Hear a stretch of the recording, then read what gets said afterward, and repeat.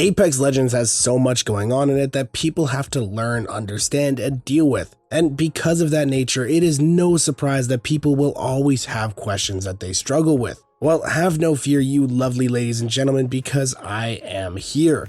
Hello everyone, I'm your hostess with the mostest, 8 Second Gaming, and in today's video, I'm going to be answering some of the questions from our community. A couple of videos ago, I did make a video talking about positioning. It is one of the things that people struggle with the most, and at the end of the video, I asked people to comment the things that they struggle with the most. So today we're going to go through some of those and answer them as best as I can. But this may still leave some people wondering about certain things, so if you are still struggling to improve at Apex, you need to check out the GameLeap website. Seriously, there is no better place to learn how to get better. Our Predator level courses and guides go so in depth about Apex that no matter what you are struggling with, you will be able to find a solution and begin your climb to Diamond, Masters, or even Predator. So click the link in the description, get yourself a membership, or I'll un-R your 301. But now that we have that covered, let's hop into the video, shall we? And starting things off, we have a question from Random Humor Hub. This is, I struggle with using guns outside my comfort zone, and also which legend I main. I've switched from Ash to Wraith recently, and I've been playing a lot better, but I don't know who my main is currently. I know how to use all legends except Watson and Octane, and I like a bit of both aggression and defensiveness. Well, having a comfort zone with guns is perfectly fine. Everyone should have those loadouts that they default back to because it's what they are best on.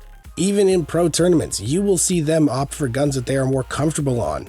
The only reason you want to be able to use all the guns in the game is so that off drop you can help your team fight no matter what. You can't just run around trying to find your perfect gun while your team fights. So have your go-to loadouts, that's fine. You know, me personally, I love the R301 and a Mastiff, but you should be able to use guns off drop to help your team. And as far as your legend, you should try to figure out what kind of role you want to have on the team. We have a video here breaking down the roles on YouTube so that you can watch that and help you figure it out. But after you watch that, you can see what legends fit into that role and what one you like playing from that and then main them. That should help with the legend picking just a little bit more. Because if you're swapping legends all the time, that means that you aren't able to learn all the tips and tricks on one, and you're missing out on a lot because of that. Even if a legend isn't meta, knowing them inside out and backwards helps a lot, and you can make a non-meta character work solely off of how much you know about them. But moving into question number 2 from Jake Robinette, this says, my accuracy is where I feel I struggle the most. I get bored in the firing range, so I always jump out of that and to just play. Well, you can always learn how to use guns while in game and work on your accuracy. I mean, arenas is pretty good for that because you can use the same gun over and over and really drill at it. But the firing range gives you a no pressure scenario. You can really take the time to learn and not have to worry.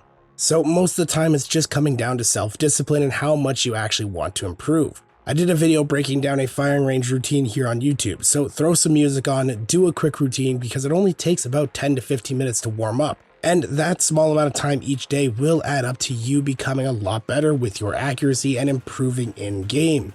Now, next up, question number 3 from Lisa Smith. They say, my aim and my decision making. If my teammates have mics, I just automatically get nervous and do worse. And when one of my teammates goes down, I freak out and can't play good. Getting nervous because they have mics, I'm going to assume is because you're worried that they will yell or get angry at you. And I do get that that will happen, but most of the time people just give callouts, and if they are yelling, you can just mute them. A ping system in Apex works perfectly fine to use and you don't have to deal with people yelling at you. And as for getting nervous when people go down, that's just an experience thing. As you get better and have more games under your belt where it happens over time, you'll start to learn how to deal with it more and more and get less nervous. So both of those are really just dealt very easily as time goes on. Next up, question number 4 from Kav or Cav, sorry I suck at pronouncing names. They simply say, I'd like to see how to be a better IGL for your teammates. That is a topic that if I were to explain it here, it would just bloat the video way too much and it would just go way too far in depth and go way too far off topic. So I did a whole video breaking that down really recently. The video is titled How to Perfectly Carry Any Team in Season 12. That goes over the IGL role and breaks down a lot of what it takes and how to do it. So if you're curious, go check that out because that will actually be able to go in depth and here I wouldn't be able to. So yeah, sorry. Alright, diving into question number 5, coming in from Zero Lancer. He says, my biggest issue, I can't choose one legend to play. I switch them all the time. Well, switching legends all the time isn't 100% a bad thing. You are learning your playstyle and what role you would want to fill in a team just off of playing all the different legends. It isn't something you would want to continue to do as you played. Like I said earlier, figure out what you want to do for the team and then play a legend based off that. But at the start of your Apex journey, it isn't the worst thing to bounce around. I did it when I first started. How do you know who you would want to main if you don't play them? Now, question number 6 coming in from Noah Brewster saying, I think my biggest weakness is probably I overextend and then my team dies, or I underextend and my team dies and then I'm left to rat. So with this, I'm assuming you are solo queuing. You need to start to learn how to play with your team more. Whether you mean to or not, you're leaving them out to dry in fights, so it sounds like you need to try to position yourself to help them a lot more. Now, I don't know what character you're playing or which one you want to play, but someone like Gibraltar may help keep them alive. And that will also help you be closer because Gibby really relies on his teammates to help him get in and out of fights a lot easier. He can be pinned down. So playing Gibraltar might be the answer for you, actually. Now, next up, question number 7 from Harry Foley, very simply saying a 1v3 positioning. For 1v3s, you never want to take them head on. You always want to figure out a way to split the enemies up. It should almost never be a 1v3. It should be a 1v1, then another 1v1, then another 1v1.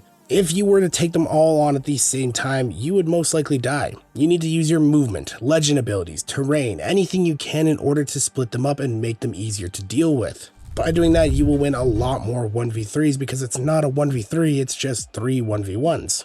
Now, question 8 coming in from Brody is lame. Consistency is my biggest issue. I can go from easily winning solo v duo/trios to struggling in a 3v3. It feels like there's nothing I can do about it.